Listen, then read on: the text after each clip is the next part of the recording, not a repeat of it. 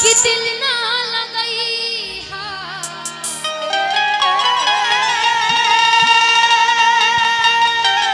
कि फेरू जानी आई दया बुझा जा जा जा भूला जइहा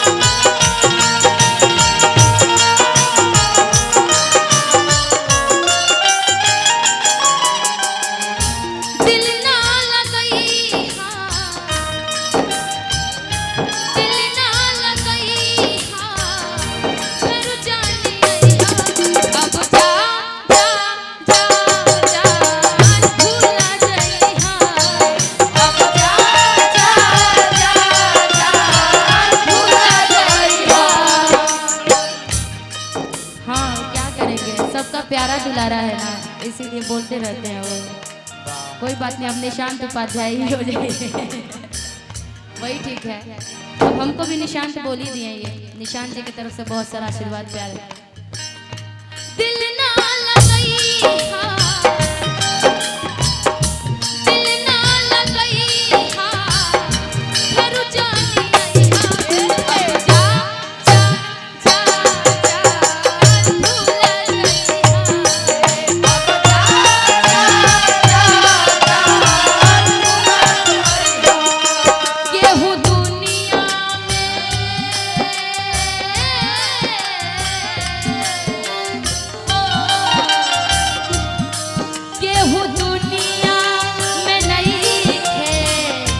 तोहरा सिवा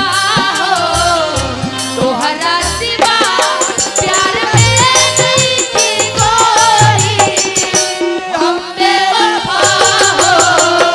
हम बेवफा, प्यार में नहीं थी कोई। हम बेवफा हो, हम बेवफा, चाहे पतिया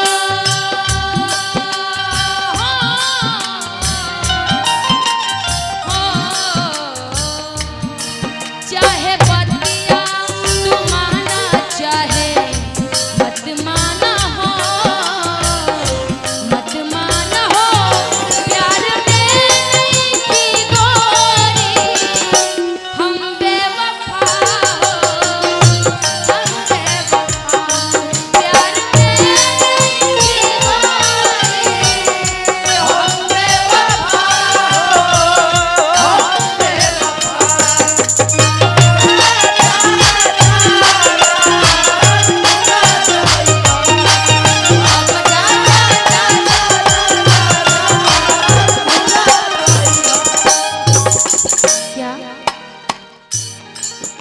ब्रजेश भैया ना, हाँ पहली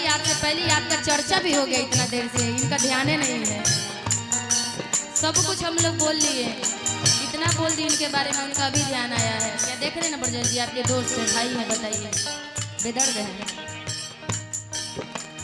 क्या करते थे साजना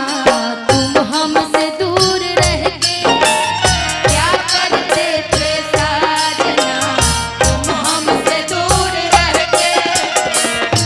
अक्सर दुआओं में खुदा से तुझको ही मांगा करते थे, तुझको ही मांगा करते। क्या बदला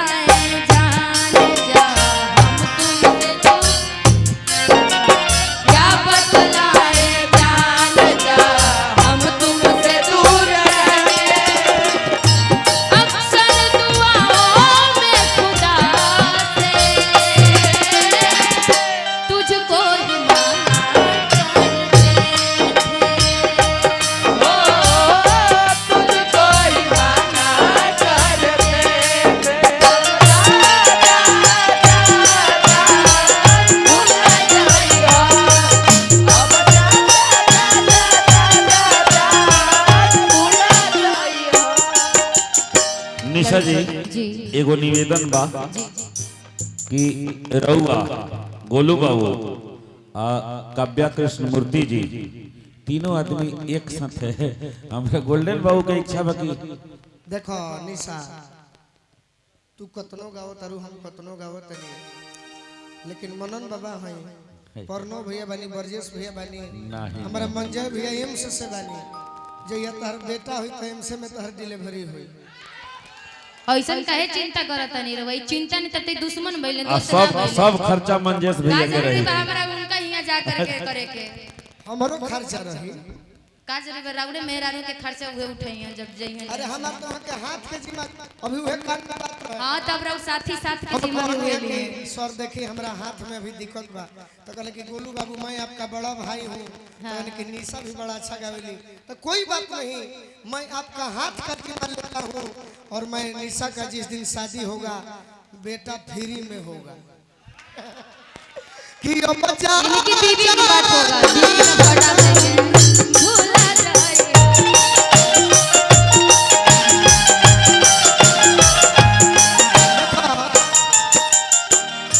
तोहरा से साथ जब छूटी दुनिया ता माजा लूटी तोहरा से साथ जब छूटी दुनिया ता माजा लूटी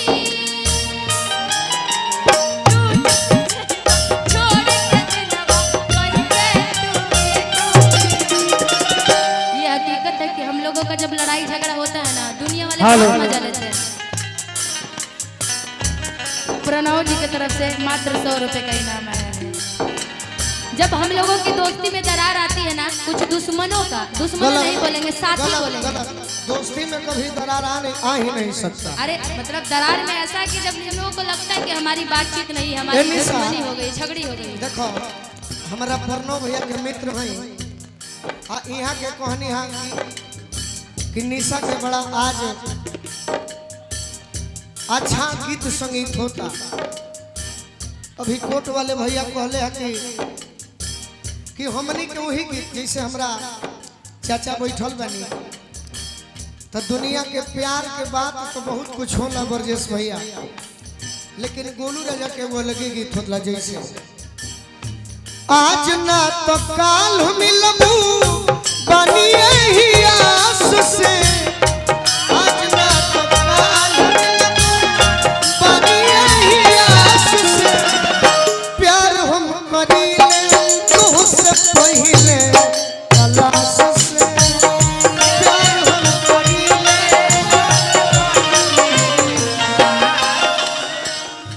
बाकी डर लागे तहरा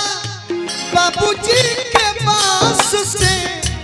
बाकी डर लागे तहरा बाबूजी के पास से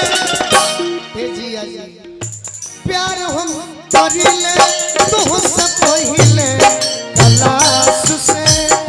प्यार हम करीले तुझसे पहले प्यार हम करीले तुझसे पहले तलाश से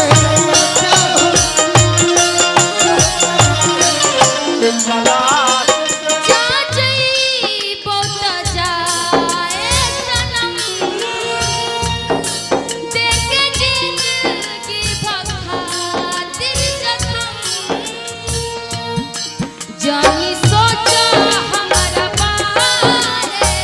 में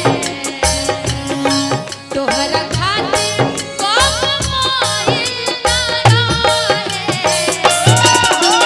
प्यार काले परसों के कोयल ना रहे भुला गई वैसे जैसे कोयल ना रहे प्यार काले परसों के